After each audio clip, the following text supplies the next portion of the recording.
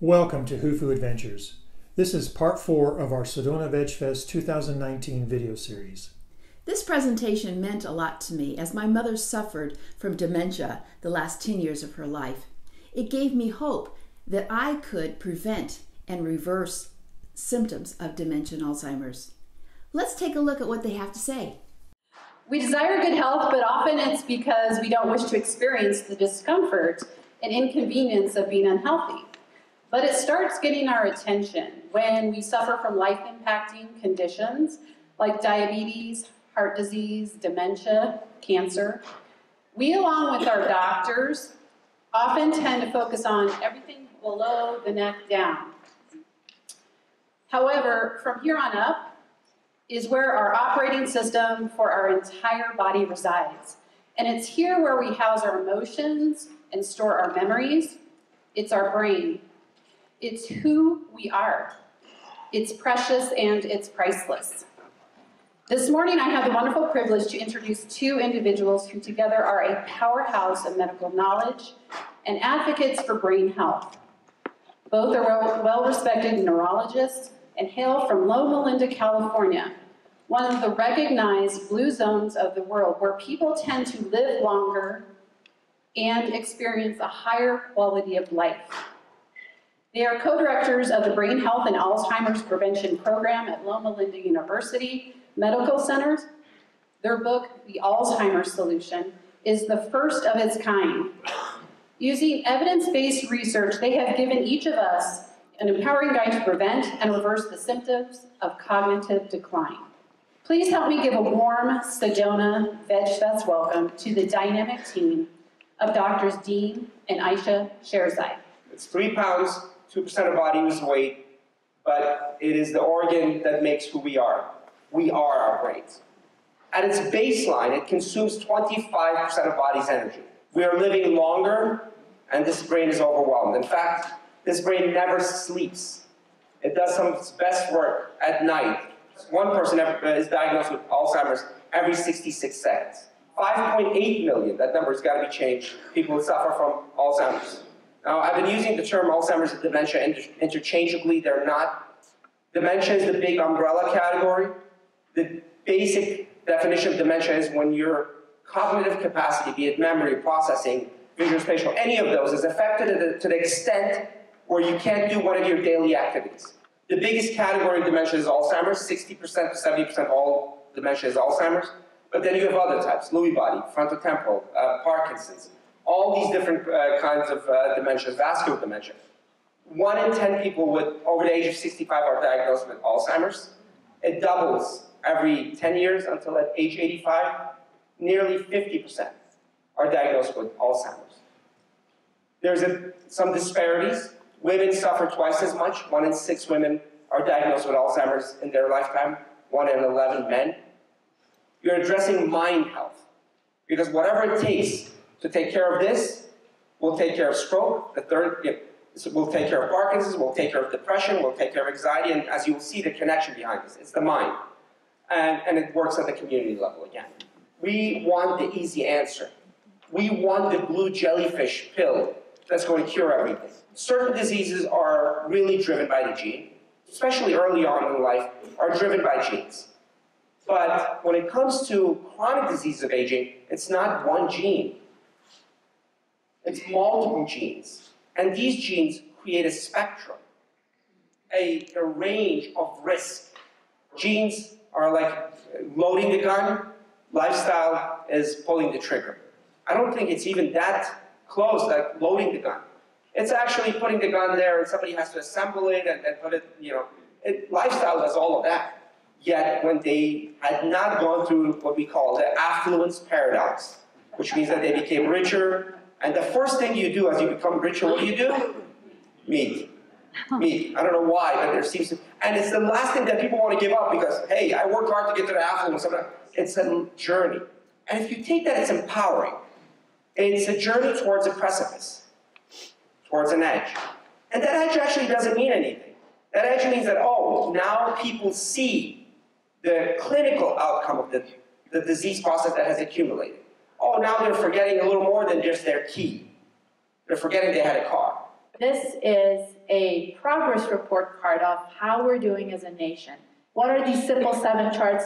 It's about smoking, body mass index, physical activity, healthy diet score, I'll expand on that, total cholesterol, blood pressure, and diabetes. When you see the red bar, it means we're doing really, really bad. The yellow means we're getting there, kind of mediocre, and green means good. So pay attention to this middle bar, healthy diet score. Okay? I had to put a giant arrow for you guys to see how well we're doing. Less than 1% of this population in the United States are eating a healthy diet. Unfortunately, our diets look like this, and this is a major source of saturated fats, which are toxic for the brain and for the heart and for the rest of the body, trans fats, which are found in processed foods, and processed sugar and pastries and things like that. And our goal should be to convert it to something like this, a whole food, plant-based diet. Why? We have decades of data that shows that a whole food, plant-based diet is the best diet for brain health. The science has always supported a whole food, plant-based diet. Now, I was intrigued by the Mediterranean diet, and I know that all of us have heard about the Mediterranean diet. Recently, the US News Report touted Mediterranean diet to be the best diet in the world for health. So I analyzed it in one of the largest databases in the country, the California Teacher Study. 133,000 women followed for 25 years. So I had access to the data, and I wanted to look at how do people define Mediterranean diet, and this is how it is. So you get a high score if you eat vegetables, fruits, whole grains, nuts and seeds, legumes, and any source of omega fats, not necessarily fish, because at the end of the day, they just measure omega fats. And you get a low score if you eat meat, poultry, and dairy. So what does this look like? It looks like a whole food plant-based diet, doesn't it? Mostly. And then I basically connected the database to hospital data, and I wanted to find out if people ate a Mediterranean diet, how did they do as far as stroke is concerned? And the numbers were remarkable. Just diet by itself, controlling for exercise, for the level of education, for the level of stress, hormone replacement, menopause, everything that affects women. I could control for that, and just diet by itself reduced the risk of all strokes by 44%. And the beauty of the results were that it's not an all or none phenomenon. People who are not accustomed to a whole food plant-based living, they think, goodness gracious, it's really hard, I can't do it. But no, every small incremental step towards that optimal diet, a whole food plant-based diet, makes a big difference. It reduces the risk of stroke. Let's talk about supplements. Most of the randomized control trials on supplements have not shown any benefit for combinations of vitamins, except for 3 recently. Vitamin B12. If a person is deficient in vitamin B12, they have to replace it, because vitamin B12 is incredibly important for a better brain health, for the integrity of brain cells. The second thing is DHA, omega-3 fatty acids, but from an algae-based source. Get rid of the middle fish and going to the algae-based source, because fish have, I'm not going to go into a lot of detail, but a lot of toxins. And now we actually know that the saturated fat content of fish is very high, and it causes inflammation and oxidation in the brain. So a plant-based DHA is important for brain health.